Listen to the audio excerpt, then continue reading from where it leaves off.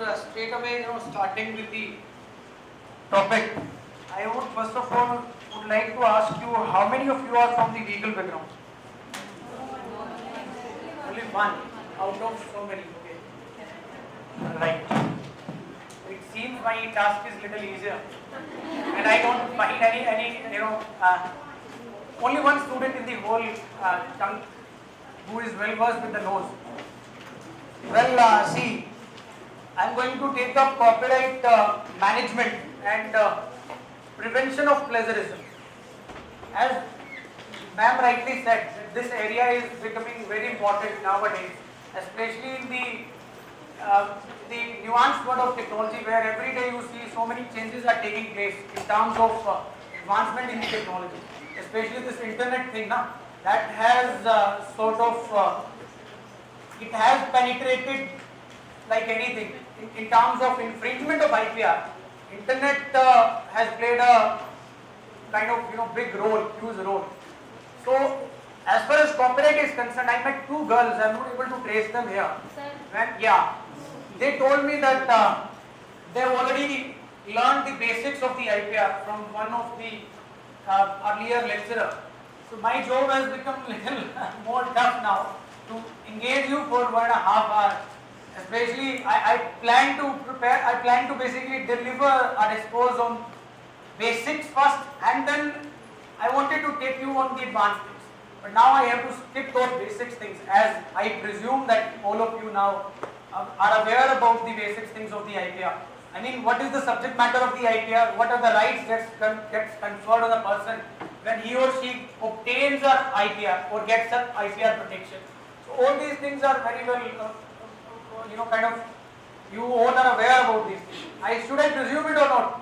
Yes. Okay, well, now I have got a question. If you know all these things, tell me, how many of you know the right of a person provided by a purview of section 14 of the copyright law to issue the copies to the public not already being in circulation?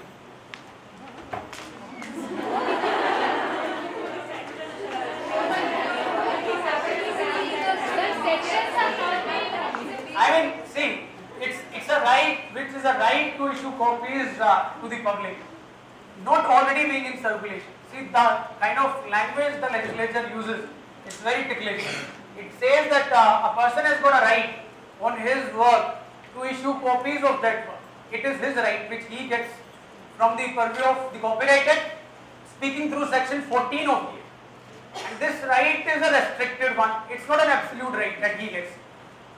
The writer is attached in the end of this sentence, not already being in circulation. If the copies are already being in circulation, then his right to issue copies to the public gets exhausted. So what happens actually, in a practical sense, you can say, whenever a person comes up with a copyrighted work and he issues it to the public, with that first sale or say with that first issuance, his right to issue it further gets exhausted. So who takes it away? Publisher. Right. So see, the publisher takes it away, and even if the publisher does not take it away, you see, sometimes you are not necessarily giving the work to the publisher every time. There are so many kinds of work. It's not about the literary work we are talking. We are talking about the rest of the subject matters of the copyright. Literary, artistic, dramatic, cinefilms, so on and so forth. There are so many things that are getting covered by purview of section 13, if you all know, that it provides the subject matter for the copyright protection. Literary work, artistic work, dramatic work, sound recording, and so on and so forth. So, see, with that first issuance, the right gets exhausted.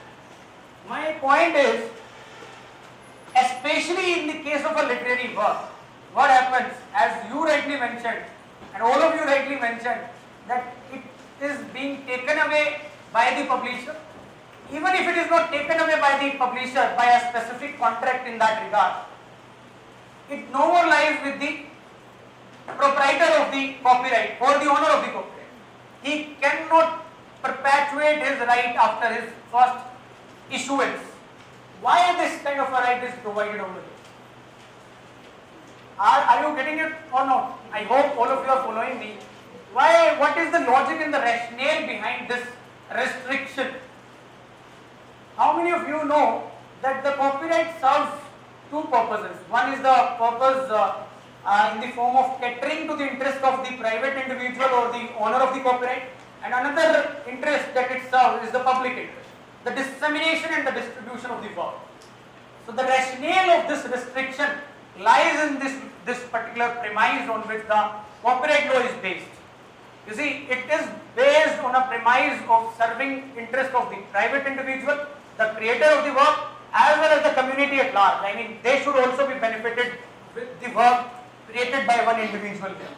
They should all be disseminated with that work, and that work should be made accessible to them at an affordable price. This is a kind of a promise that is there in all the international instruments relating to IPR, say TRIPS, for that matter you see Paris Convention, so on and so forth. I mean, all the conventions are relating to one convention, sorry, not Paris Convention. So this restriction has been placed here basically to bring the law into the compliance of this promise that the public should also get the access to the work. Now, with this background, I would like to take you to today's discussion. I'll pick it up again later, and in this discussion I'm not stopping here. Just a background to be given first of all, then I'll take you to the laws and the issues relating to plagiarism that are coming to fore, and the kinds of plagiarism that are taking place. Though this is kind of so far whatever I have spoken is basically to encourage the public interest and to uphold the public right or the public interest promised by the copyright. When you use a copyrighted material, any kind of a copyrighted material, be it a song, be it a literary work in the form of a book or a write-up or whatever, is not it your right to take it up without the permission, without the authorization? Or you can say, is not it your right to access it reasonably, not appropriating it unlawfully?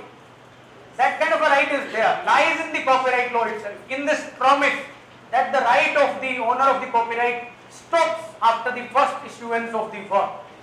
But he continues his right, or he or she continues his right on right of reproduction, right of translation, right of adaptation, and other rights provided under section 14. There are bundle of rights, but this is the only right that gets restricted after the first sale. वो नहीं रहता, बाकी सब rights are available, and those rights are very important, equally important. Reproduction का right अभी भी उसका ही है. He holds the right on the reproduction. Nobody else can reproduce the work without his prior consent and permission. If he does so, either the person will be held liable for the infringement, for the copyright under section 51, or for the plagiarism in academic field. So the concept of plagiarism basically restricts in its scope and speed only to the academic field. It does not go beyond that. I mean, if it is a song of a person reproduced by any other person without his prior permission, then he will be held liable for the copyright infringement under section 51. He shall not be held for the plagiarism. Who will be held for the plagiarism? The person taking the literature for an academic writing, for academic instruction, for research, so on and so forth. Right? So these are the 2-3 things that are important to understand whenever we try to understand the plagiarism and prevention of plagiarism. Well, when we talk about the copyright management, the very first thing that I should cover, I have to ideally cover. See, for the copyright management, it can be done only through one manner, or only in one manner, by asserting your rights. Right now, I am restricting my discourse only to the copyright management. I will go to the plagiarism issue later. See, for managing the copyright, suppose you have created a work and it is original as per the requirement of originality to be fulfilled under section 13 of the Copyright Act 1957. And that originality requirement is basically modicum of creativity to be shown. It does not require a novelty to be there. Like in the Patents Act, there has to be a novelty in the work. But in the copyright, the requirement is the modicum of creativity. A minimal amount of creativity should be there. If that exists, you get a copyright conferred. When you get a copyright conferred, bundle of rights provided under section 14 are available for your disposal. There are so many rights given over there. So asserting your rights which are provided by the law is the way to assert or say manage your copyright. There is not only one provision demonstrating this, that you can assert your copyright. Section 14 does so beautifully, squarely. Then there are another provisions. We have section 17 of the Copyright Act, which provides the ownership rights. Who becomes the owner? The author becomes the owner. The first person who creates the work is called the author of the work, and it varies from work to work actually, because there are myriad works in the copyright law which are the subject matter of the copyright. Then there comes another provision which has to be asserted to manage the copyright. It is section 51 of the Copyright Act, which talks about the copyright infringement, provides list of acts constitutes infringement, list of acts constituting infringement. So whenever you come up with a copyrighted material or a subject matter, first of all of you must be aware that and must know to my understanding that copyright is a automatic protection, comes automatically without getting the registration done by you. There is no formality over there. I mean, it's a no formality regime where you get it right away, you pen it down, you jot it down, you fix it up. Fixation has to be there. It cannot be on an idea. I believe everyone knows it. It is always on an expression. It is not on an idea. So when you come up with your expression, you seek protection, and the protection is awarded outrightly without any formality to be done. Then ownership is declared and decided. Then there comes the enforcement part. How to manage it later. Once you have created it, you have got it, say, registered formally through the registration procedure provided in the Act, and by doing all the compliances of the copyright law, how to later on enforce it in case of infringement. Section 51 summarizes so many acts. It's a very widely worded provision talking about the kinds of infringements that can take place. Then the most important provision that comes after that, that also is a kind of a reflection of asserting your right or a reflection of managing your right. It is section 52 of the Copyright Act, which talks about the fair use and fair deal of the copyrighted work, provides exceptions to infringement basically. Well friends, I believe there are so many sections I just uttered, and I forgot that it is not a classroom comprising law students. I should avoid this kind of a discussion, speaking only about the sections, but I have to, because I have to tell you how to manage your copyright by asserting your rights. So the private individual who becomes the owner of the work by purview of section 17, and he gets those rights by purview of 14 on a subject matter declared under 13. You see, just listen it out, I'll repeat it for your convenience. One who becomes the owner of the work under 17 gets bundle of rights of 14 on the subject matter declared under 13. Right? His right gets enforced by purview of 51, provides the infringement acts there, and then comes the section which strikes a balance between the private right and the public right, the thing that I spoke in the very beginning. I told you that the copyright law does not only cater the interest of the individual creating the work or coming up with the creative work in the form of a copyright.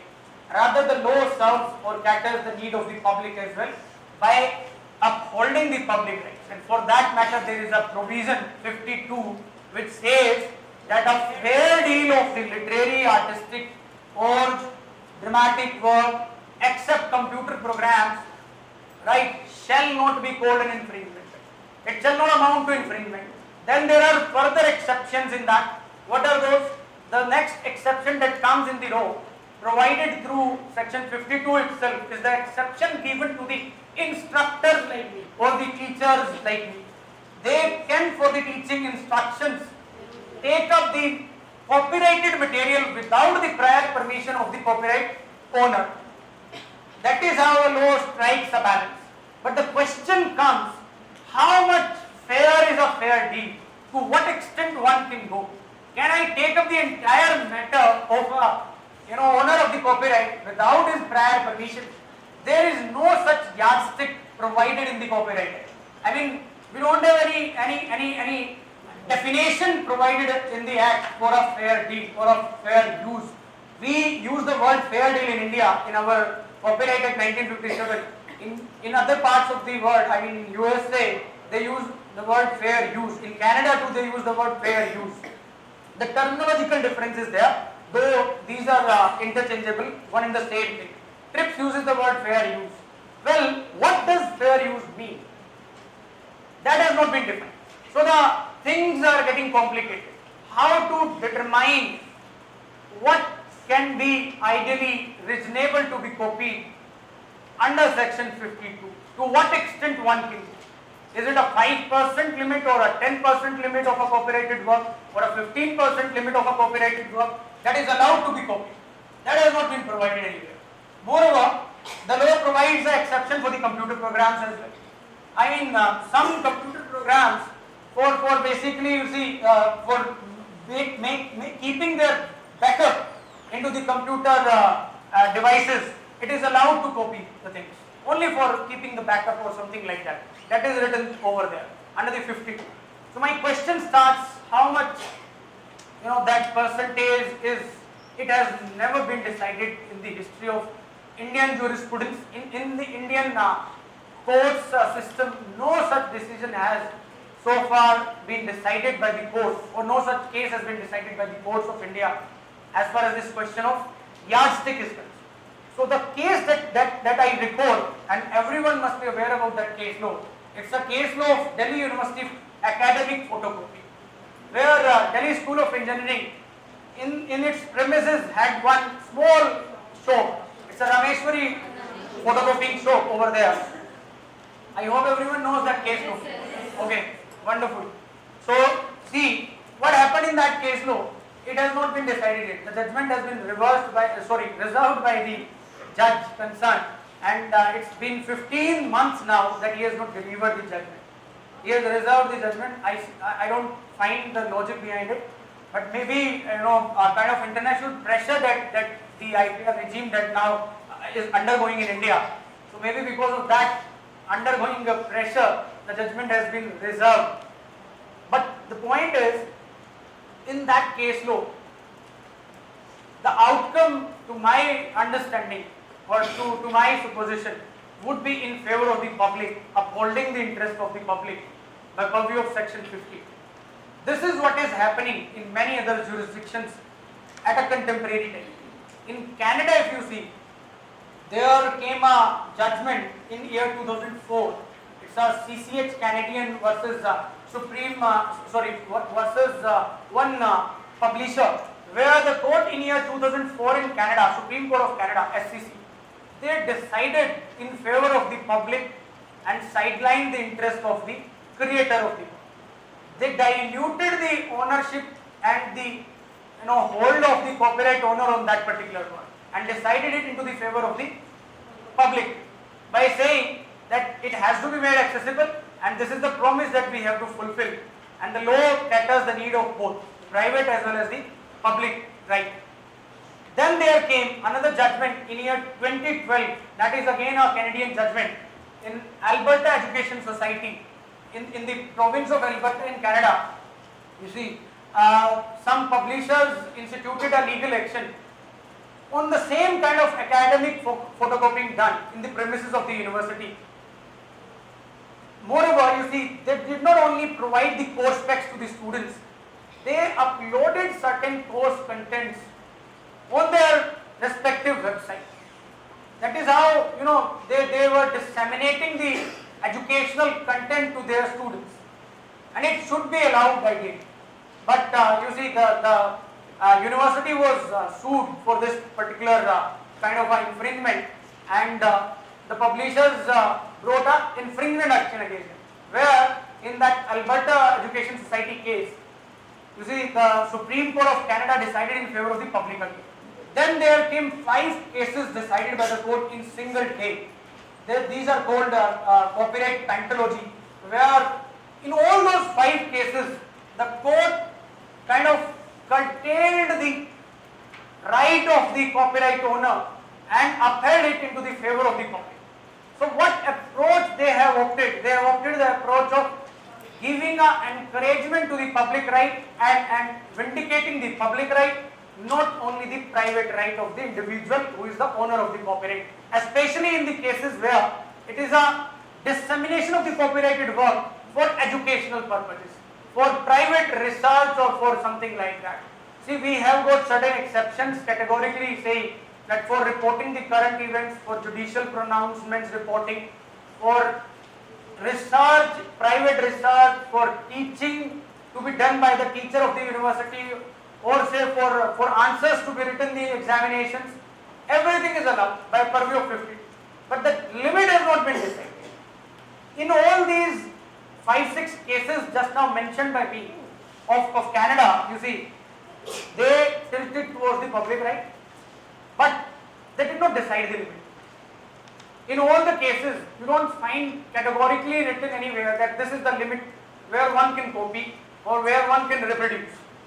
So for that matter, all the universities taking cue from all these judgments, they come up with their segmental or say their independent regulations or guidelines applicable into their universities, wherein you see they do not only went ahead with the copying for the educational purposes, rather those guidelines were disseminated and distributed in the very beginning of the academic courses to all the students and all the teachers, so that it remains kind of convenient for them to copy and to produce and disseminate the educational content without anybody's authorization. In India, you see, if the same judgment is opted, can it fit into the Indian context also? Where you see, Indian government as such, to my understanding, is not in a mood to dilute the copyright of a person or of a foreign author especially in favor of the public, especially in academic institutions.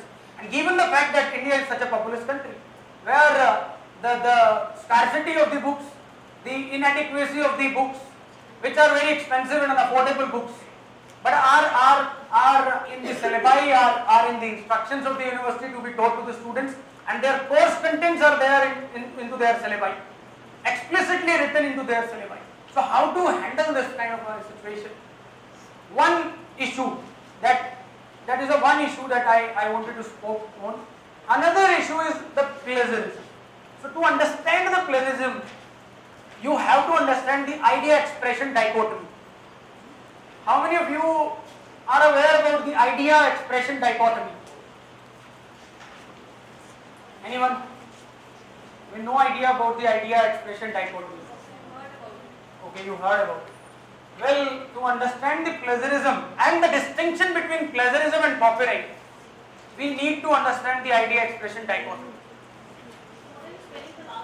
Dichotomy. D-I-C-H-O-T-O-M-Y.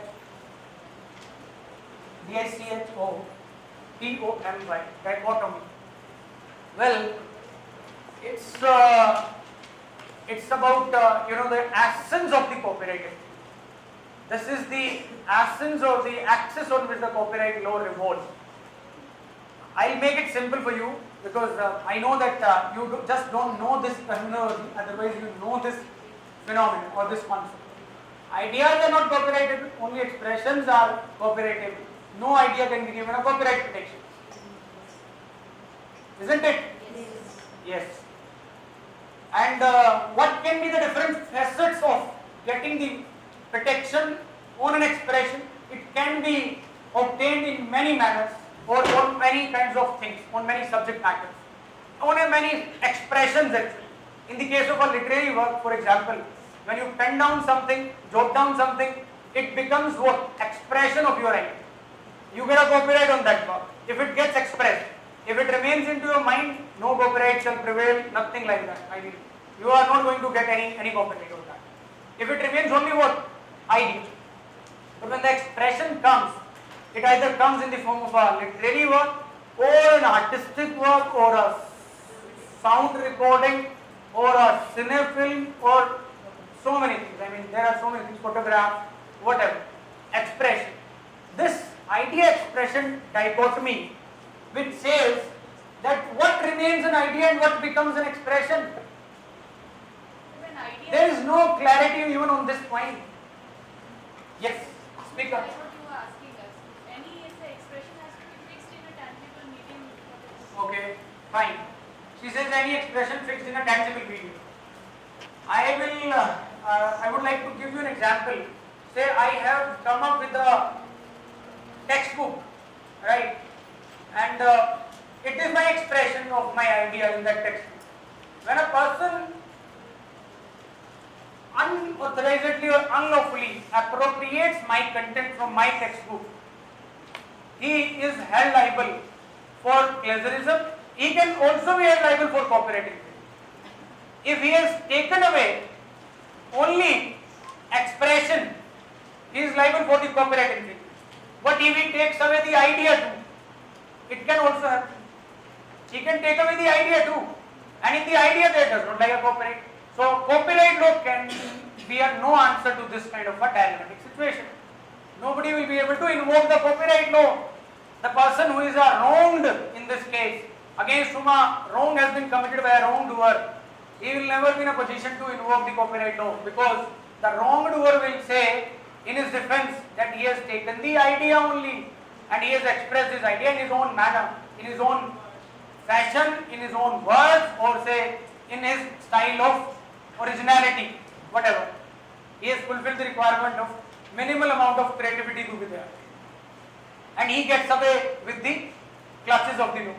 But the plagiarism in answer to this question, because plagiarism can be invoked, which is basically purely not a legal say wrong, which is an ethical wrong and an academic wrong. It can be invoked when he or she does try to take away or takes away your idea along with your expression, or maybe not along with your expression, only the idea. He can be held liable for the plagiarism. Plagiarism क्या होता है? Say 10 sentences are written somewhere. You define me what do you mean by plagiarism. If somebody copies those 10 sentences, will it amount to plagiarism, or the taking of 2 sentences only amount to plagiarism?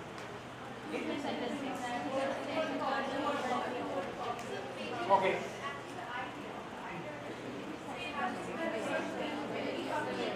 One by one. Yes. Yeah.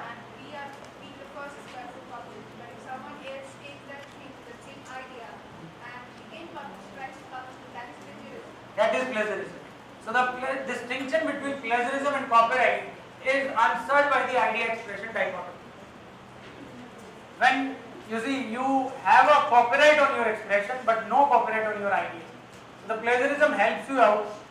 Moreover, plagiarism, if you see, when we come to the distinction, especially this distinction between the plagiarism and the copyright, I have one slide to make you understand the pure distinction between these two things. If we go through the software, they just click what is word to word.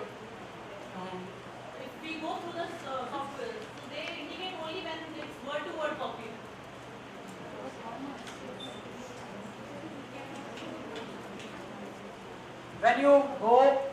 When you apply the scrutiny through the software like Turnitin or plagiarism softwares available, you see the similarity is shown. The index of similarity is shown by those softwares. For checking the actual taking or actual dishonest taking, the supervisor concerned or the person concerned has to check it manually. It cannot happen with the software. It can just indicate that the similarity lies 80%, 90% or something like that. So it is just a kind of a doubt that it creates, that if there is so much of similarity with the already available content, then there is some doubt of the plagiarism. Then he checks it on his own. Without doing it or without manually scrutinizing it, nobody will be able to come to the conclusion that it is a plagiarized work or a copyright infringement. It's not possible. Through the softwares it cannot happen. Well, see, these are the distinctions as far as the copyright and plagiarism is concerned. Copyright is a statutory right or a legal right and a codified right. When you commit the infringement of the copyright, section 51 comes into the operation, and you can, by applying section 51, determine the infringement done by the infringer. So it is a codified wrong, and its scope is defined under the Copyright Act, because the Act through section 51 enumerates certain acts which constitutes the infringement. That is, that they are explicitly written that this would tend amount to infringement, that would tend amount to infringement. That has been explicitly covered under the 51. Then copyright subsists even in non-academic things. Copyright subsists even in non-academic things. Only literary work is not the subject matter of the copyright. There are so many other things which are the subject matter of the copyright apart from a literary work. Sound recording है, cinefilms हैं, artistic work है, dramatic work है, computer programs हैं. They all are the subject matters of the copyright. So taking without permission tantamount to copyright infringement. That is what happens in the case of the copyright. If you take away somebody's work without the permission, without assignment, without licensing, without prior permission, the transfer has not taken place. The legitimate transfer has not taken place. It's an illegitimate, taking done by the wrongdoer. It tantamounts to the copyright infringement. In the case of the plagiarism, it is an ethical right and a non-codified right. It is not codified anywhere. Ethical wrong. There are no separate laws to deal with the plagiarism issues.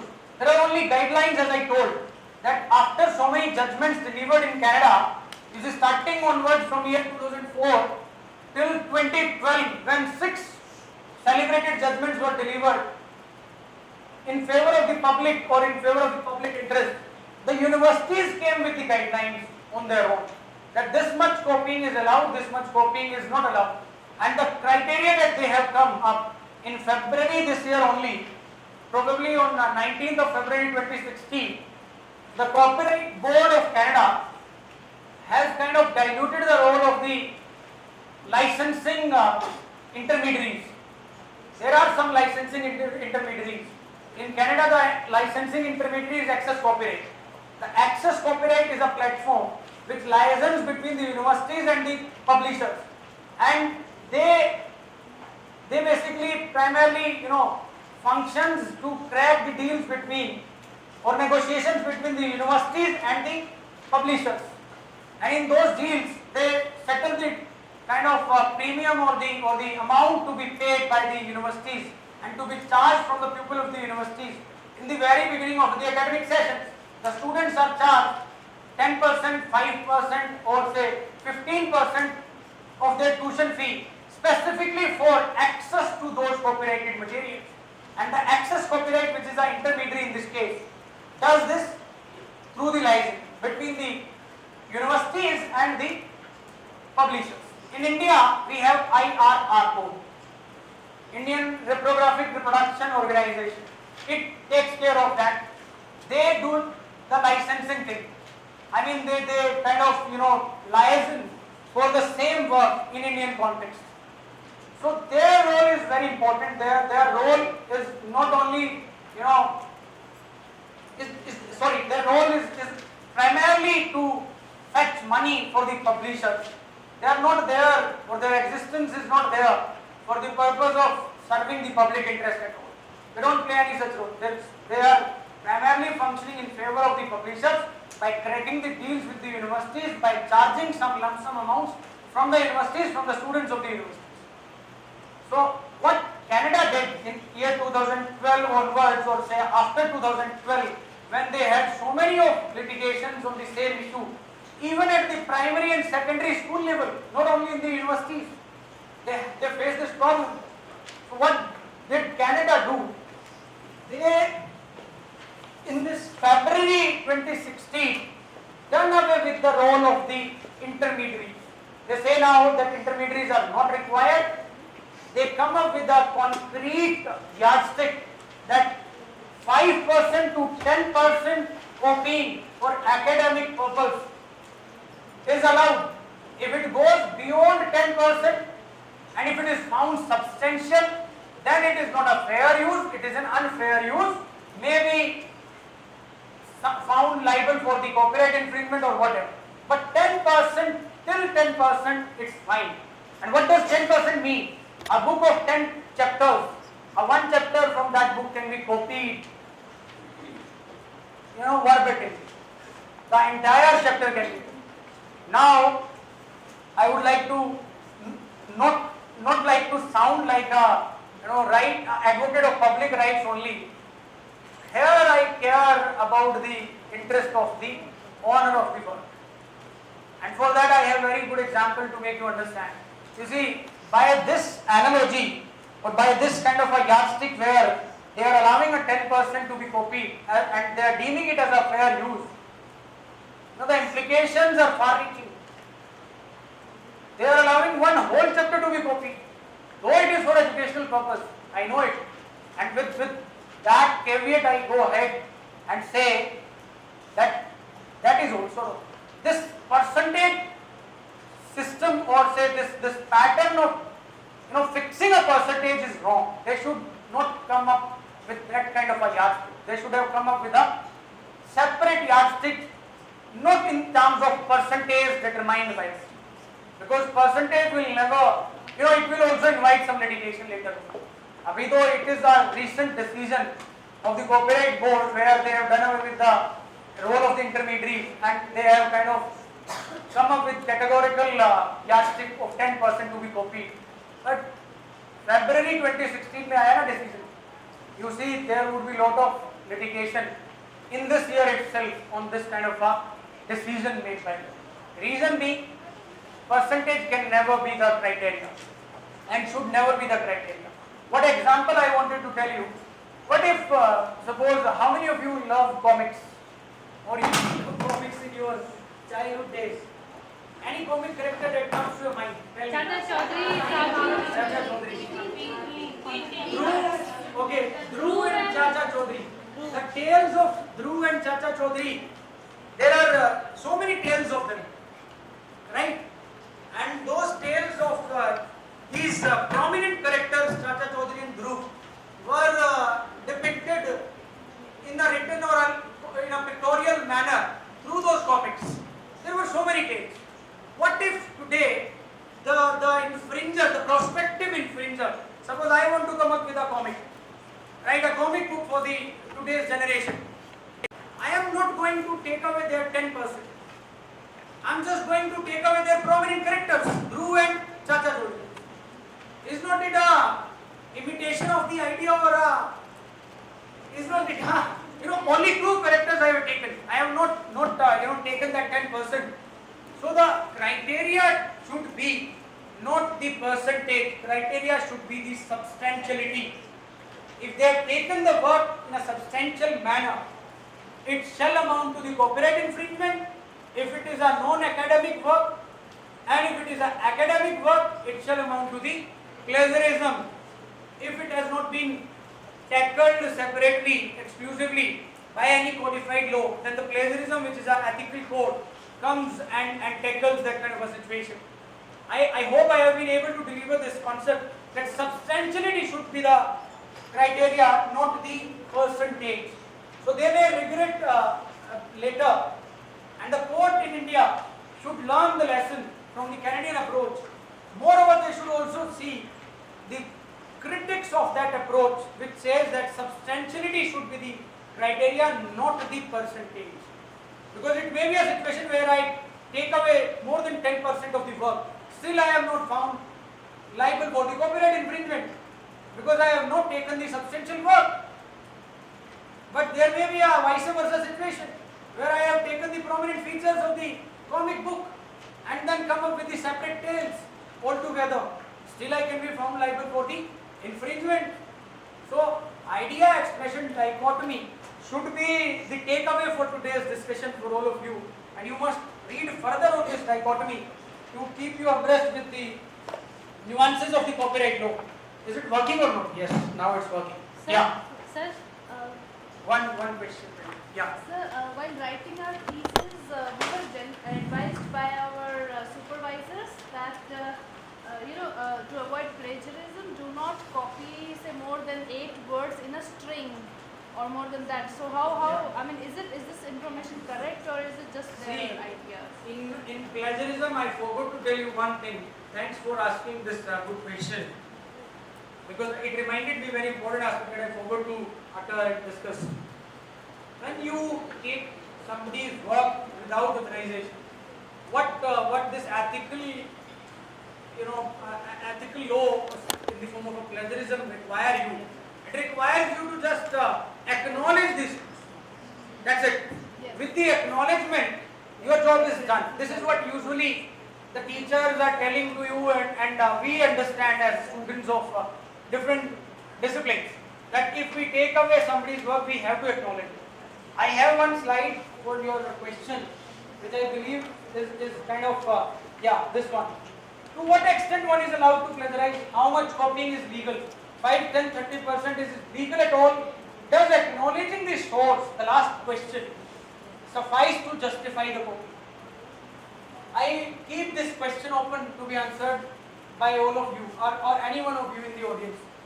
Does acknowledging this suffice? No, sir.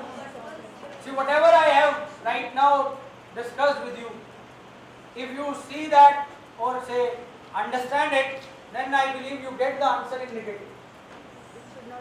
It's not suffice. If you just acknowledge it and you go away. No, you cannot do so. So that instruction to copy the 8 lines or 10 lines or say 2 lines is a bunkum instruction. Useless, superfluous instruction to my understanding. There can be a situation where copying only 2 or 1 idea from the whole thesis may land you into the trouble. It may land into the trouble.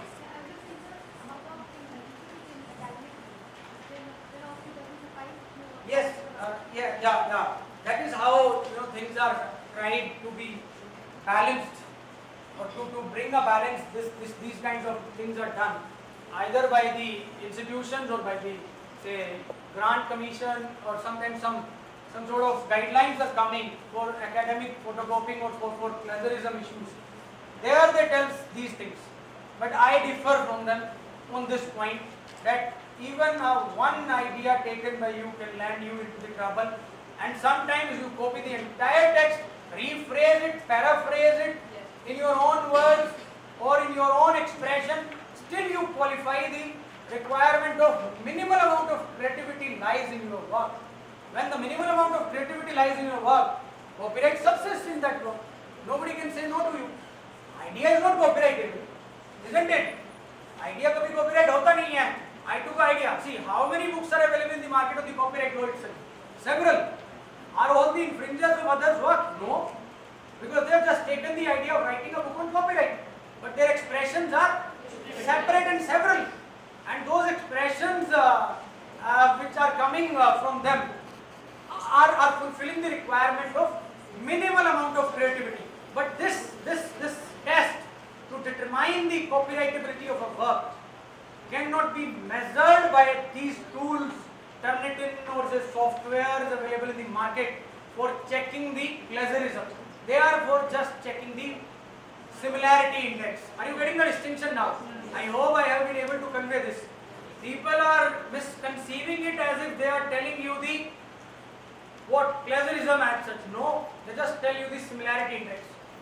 One has to find out whether the work is whether the work is infringed work, impugned work by manually applying the brain. तभी हो सकता है. Substantial work copy हुआ है, it means it is copied.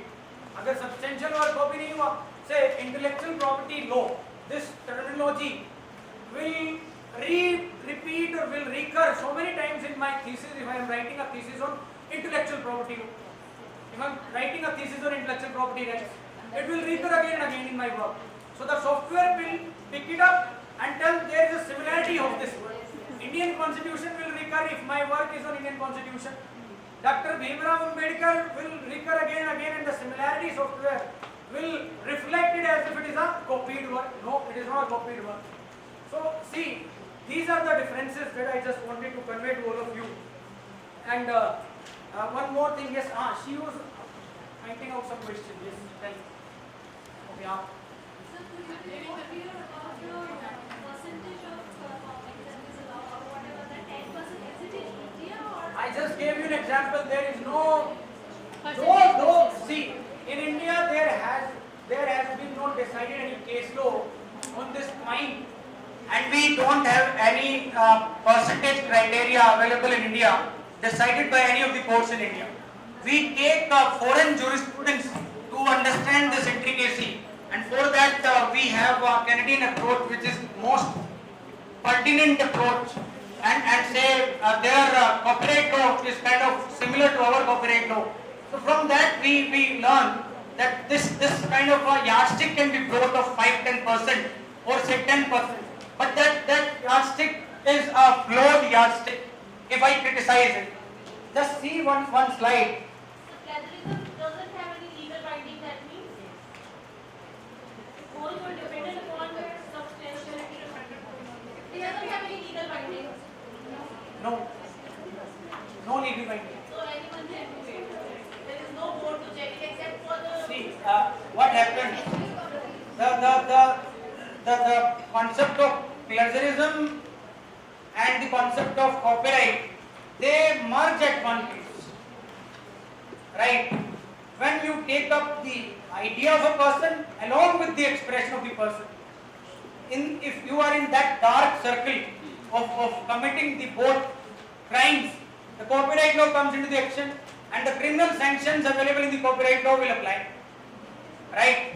In the case of the plagiarism, you are, by plagiarizing the things, may be rusticated by the university guidelines.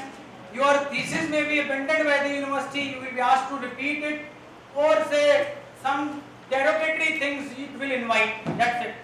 You will bring a disrepute on yourself, that's it, nothing more than that. But if it is an area or a sphere where you are impinging into both aspects, the plagiarism as well as the copyright, then copyright sanctions will invoke and you can be sent to a copyright infringement for a jail or say whatever the criminal sanctions are available. Well, see, I believe I discussed this 52. In all, there are 32 exceptions under section 52, and on 2 occasions the law allows the reproduction or fair deal of literary work. That is section 52(1)(a) and 52(1)(i), where it allows the reproduction or a fair deal of a literary work, categorically, explicitly allowing the reproduction of a literary work by these provisions, which are under the scanner right now in this Delhi University photocopying case before the Delhi High Court, and it's been 4 years now. It is a case reported in year 2012. It has not been decided yet. Yeah. If we have like 5 to 6 papers on the same topic and we want to write a review paper, will that come under plagiarism? That review paper should also be having the minimal amount of creativity. Otherwise, it is called self-plagiarism. It will call self-plagiarism. She is right. It is your own paper on which you want to write a review. Okay, she is talking about a different situation. You want to write a review of somebody else's book. So you will write about that book, the key discussions in that book, or the importance of that book in the contemporary time, the big words about the author of that book or something like that. That is how the review is written. For that I have to take prior permission of the authors? No. Or just See, you are not going to copy the material written by him in his book. You are going to write the review, and that has to be in your own expression, in your own words. If it is a copy of that book, then this is not a review, it's just a copy You of just need to cite and it. no references are given at the back which indicates that reference does not serve the entire purpose. This is what I told. It is not suffice. You have to have the creativity involved in your work. And when we talk about the minimal amount of creativity, in a nutshell, I would like to tell you what does this minimal amount of creativity mean here. I remind that case to Feast publication, 1997 United States case law, where Yellow Pages diary, or say the telephone directory was in question. In the telephone directory, you always find same telephone numbers or the owner's name written every time. But what makes every directory different? Are separate directories owning separate copyrights or not? Yes, they own. Then what makes them different? The minimal amount of creativity that lies in the later works or in the separate works that makes that work copyrightable, that makes that work involving a substantial the minimal amount of, not substantial, minimal amount of creativity. See, in India, we had a different kind of a doctrine governing the copyright law for a long time, for decades altogether. You see, that was a sweat of the brow principle in India, which was prevailing before this 2002 judgment of an Indian court in D.B. Modak, a case law where Supreme Court cases were in question, or this D.B. Modak versus Eastern Book Company. The citation of this case is D.B. Modak versus Eastern Book Company. Yes, please. I deal with the students every day, and I teach every time. I mean, every day I teach almost 3 to 4 classes. What are you guys doing? बातें कर रहे हैं. मैं रोज class पढ़ाता हूँ. I'm not a lawyer. Court room में नहीं जाता मैं, जहाँ पे लोग बातें करते हैं तो मुझे कोई फर्क नहीं पड़ता. Eastern book company, dB modak versus eastern book company 2002. इससे पहले ना 1997 में feast publication, FIEST feast publications का केस था यूनाइटेड स्टेट्स सुप्रीम कोर्ट का. वहाँ in that case ना it was decided that there has to be a minimal amount of creativity in the work. But the principle to determine whether the work is copyrightable, it is minimal amount of creativity oblique modicum of creativity. You can use these interchangeably. This is what they decided. They done away with the principle which used to govern the copyright earlier. That was sweat of the brow. What does that sweat of the brow used to mean? It used to mean that anyone who applies the labor, capital, investment, sweat, he or she gets the copyright. Irrespective or notwithstanding with the creativity involved in the work. And the IPR regime, the entire IP regime revolves on what? It revolves on creativity. There has to be a creativity. So that principle of sweat of the brow, which governed the copyright law, not only in United States but in almost many jurisdictions of the world, in India too, for almost 30-40 decades together, that was inconsistent principle. Inconsistent to what? Inconsistent to the rationale of the intellectual property regime. Inconsistent to the philosophical foundation of the IPR. IPR posts or promotes the creativity, does not give the right to a person who just applies the labor and capital. So this is what we did in year 2002 in India, where using this approach was taken into the note, and through this case, D.B. Modak versus Eastern Book Company, which is a case of particularly on a business of bringing some CDs of case laws, and case laws are reproducible by anybody. As per section 52, anybody for reporting the judgments of the court can reproduce the case laws because they are public works. As per 52, they are public works declared under the 52 of the Copyright Act. So one Eastern Book Company, they were into this business since 1980s or 70s, I believe, and they were producing the cases, right, through some evaluation done by their researchers, or after their evaluation, where they used to write certain comments, they used to segregate the ratio of the case, the obiter of the case. Ratio means the rationale of the case, the passing remarks of the case. They used to segregate, right? And then they used to sell those CDs where those Supreme Court cases were reported, and they were claiming a copyright on those cases. When the fact of the matter is that the cases are not copyrightable, they are the public. D.B. Modak, the appellant in this case, started with the same kind of a business with his venture Grand Jurix, where in the CD format he also brought the Supreme Court cases. But he imitated the entire style in which the Eastern Book Company used to evaluate the cases. He also segregated the ratio, the obiter of the case, the dissenting opinion of the judges, the majority opinion of the judges, then some related relevant cases to that particular case, and he brought his CDs in the market. So Eastern Book Company people instituted an infringement action against him.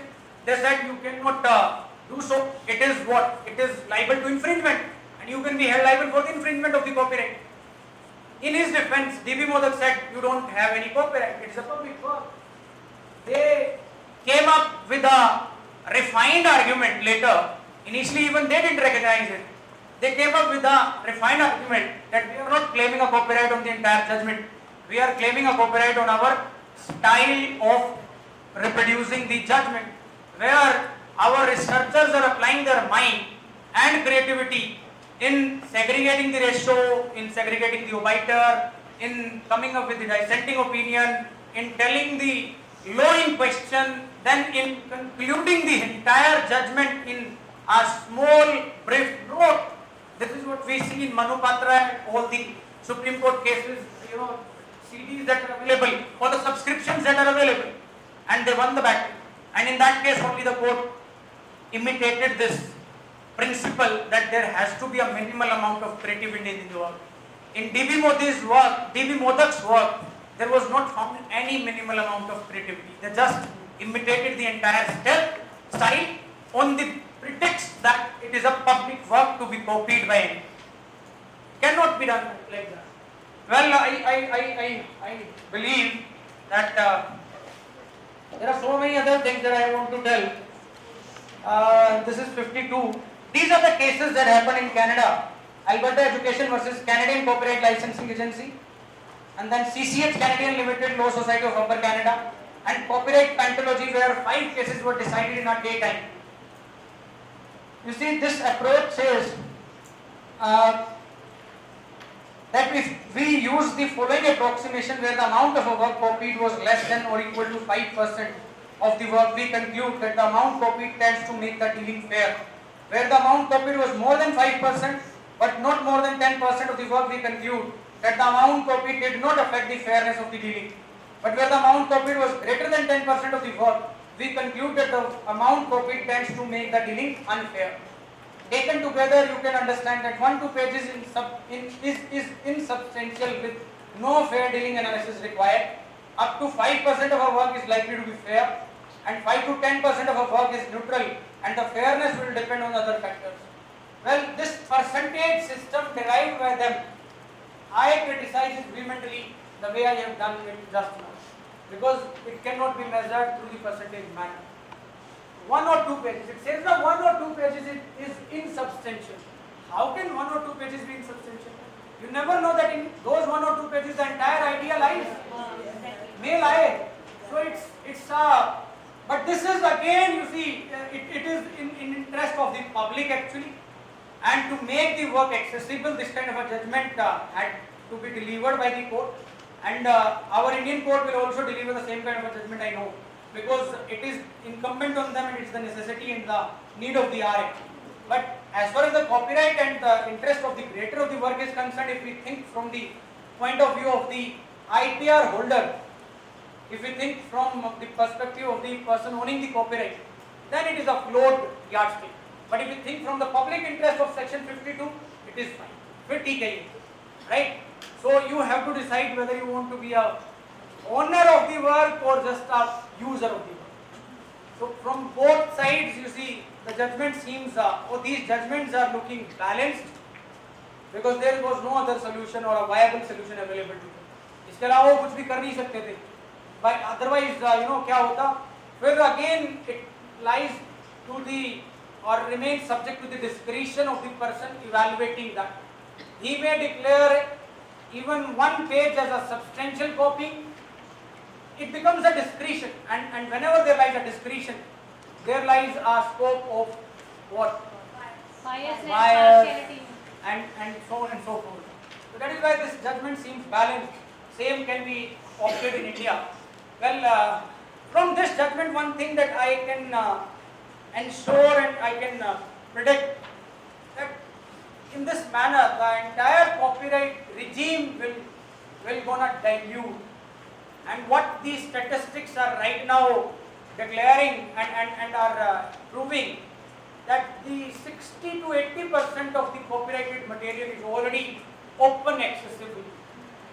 So remaining 20% will also become accessible through these kinds of judgments. If it talks from the point of view of the authors, from the point of view of the students, from the point of view of the public, it is a balanced judgment.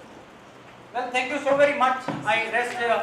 Yes, I would like to entertain questions of the audience. Dissertations or thesis, so they don't fall under, do they fall under fair use concept of copyright?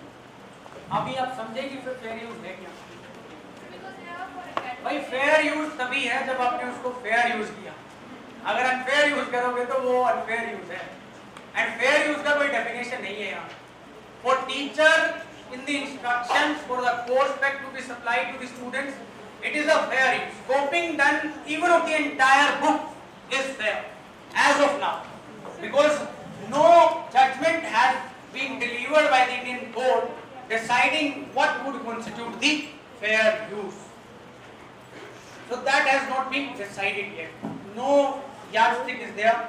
So I cannot tell you कि कितना % आप कर सकते हो.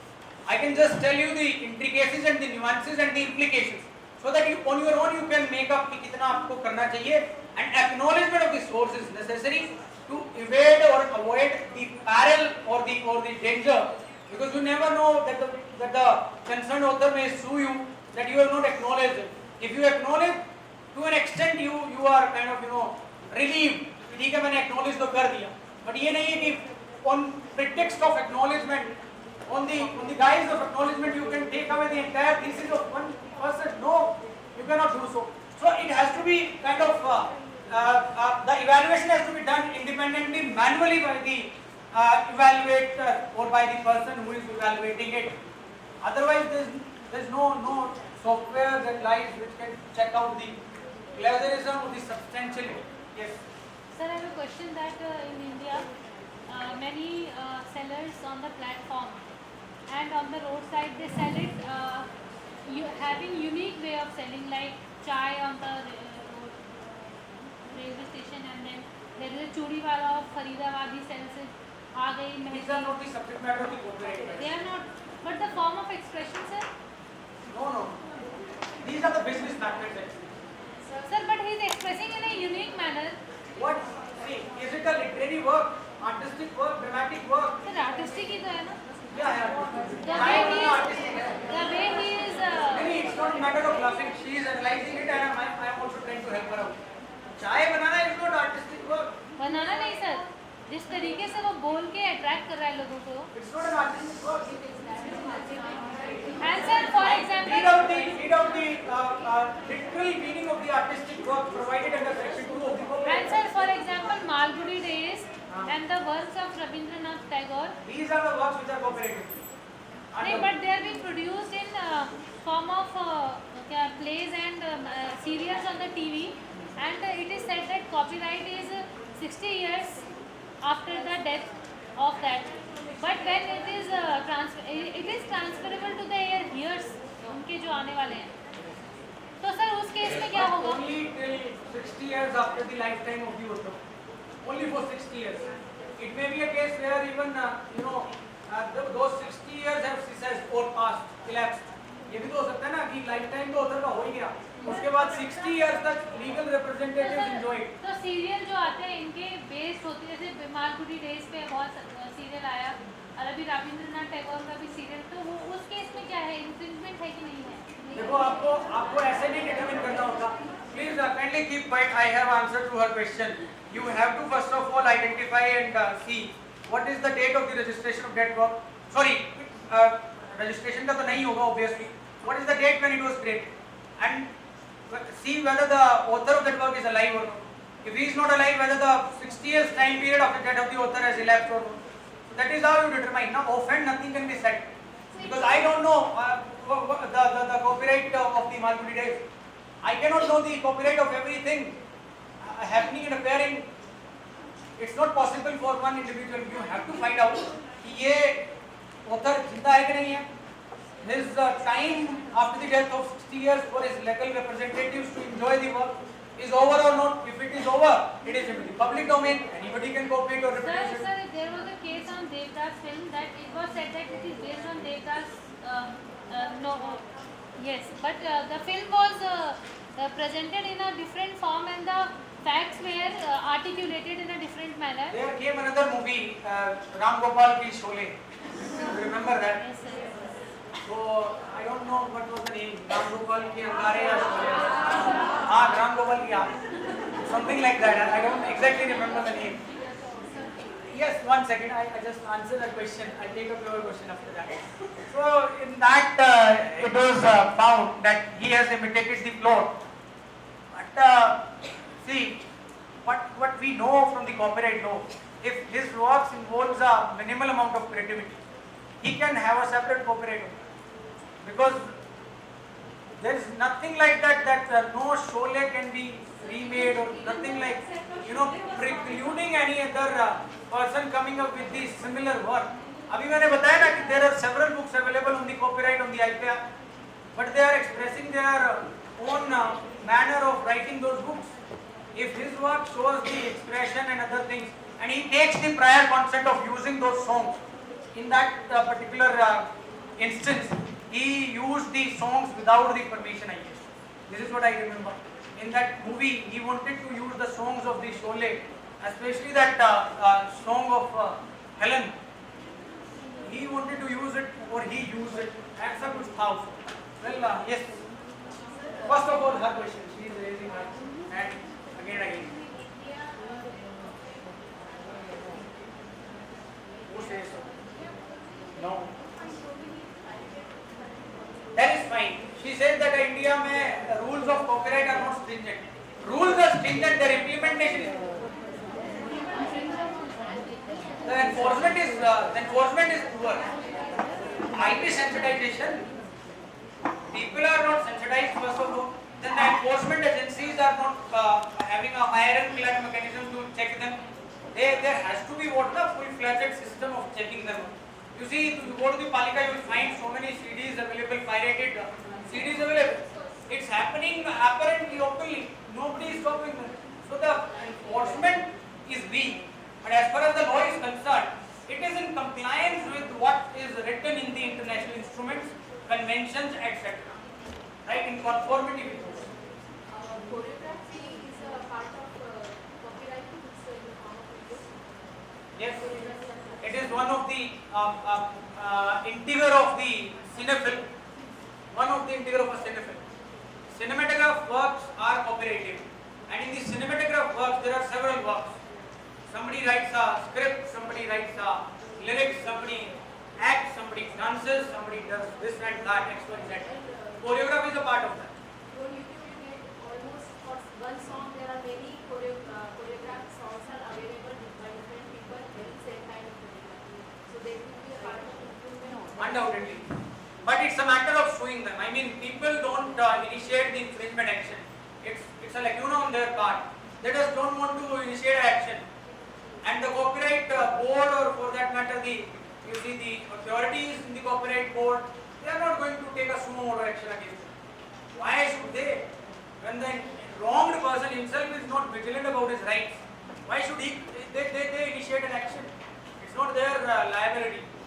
They are not going to take up the matter on their own. One more idea with online courses material which is given online to the student should not be copied, it will also be Even in the case of e-content generation, you see, or say this hard copy content generation, copyright prevails everywhere, and it prevails in the same manner. Rather, it has become difficult through this e-content thing to check it. So the cyberspace challenges of the copyright, or say copyright challenges in the cyberspace are many.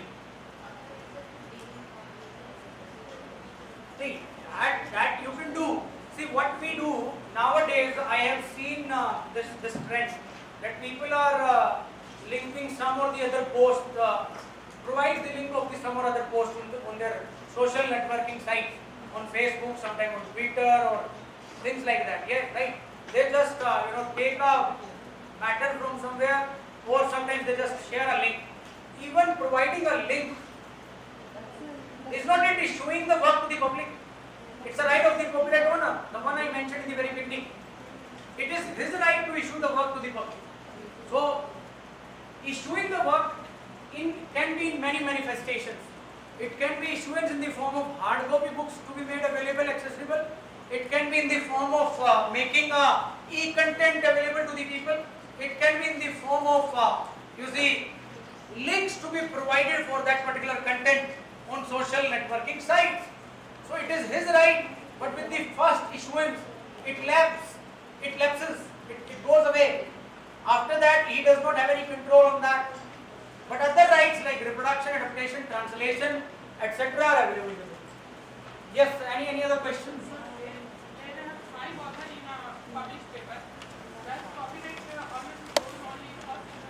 No, to all of them. Yeah, at all. ETAL, at all.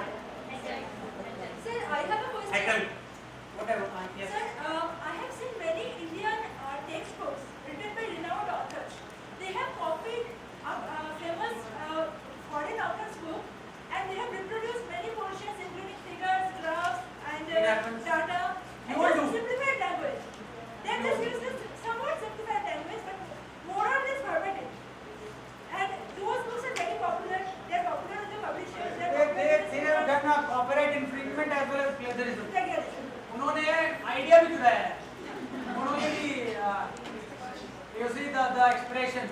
It is a sheer blatant case of copyright So infringement. why the foreign publisher is not taking any See, when the publisher institutes a suit, it comes into the notice. Otherwise, it does not come into the notice. And in India, many renowned academicians, so-called renowned professors and academicians, they are guilty of this. See, there are so many examples to quote here. One vice chancellor of former vice chancellor of Delhi University was not found as such, but alleged to be involved in the copyright infringement or plagiarism. Former vice chancellor, former to former. The one who served last is Dinesh Singh, Professor Dinesh Singh. He was also alleged, but allegations were found untrue. But before him there was another professor. He was found for the plagiarism, alleged to be found involved in the plagiarism. And then there is, Vice Chancellor of Pondicherry University. He also wrote a paper on legal discipline. That was also plagiarized. Then above all, DIPP few days back came up with the guidelines on standard essential patents. They also imitated the text of European Union and UK in their guidelines for standard essential patents. So the point is, अभी देखो एक बात समझ में आती है मेरे को तो, it is not possible to come up with a debutant work. Everyone does the work on the shoulders of others. And I remind a Urdu couplet which says that हजारों साल नरगिस जो है ना अपनी बैरूनी पे रोती है, फिर चमन में दिदावर पैदा होता है. So once in a while or in a blue moon, one debutant inventor comes. Otherwise, everybody is working on a serendipity or on the shoulders of others. That's all. Thank you very much. Sabka. Borrowed back. Constitution of India is a borrowed back from several places. In a company, there is a technical writing. In a company, there is a technical writing. One second, please keep quiet. Yeah, please keep quiet. Listen. Yeah. If in a company there is a training matter, training material or else a technical publication which has been came out as a copy, does it come under the copyright of the company? Undoubtedly, madam. Why not? No. Is not it a literary work? It is a literary work. The pamphlets made, the advertisement pamphlets made, all are literary work. You see, when a person comes up with a brand, he gets a trademark on that brand. And on his advertisements, the pamphlets that he disseminates, he gets a copyright. See,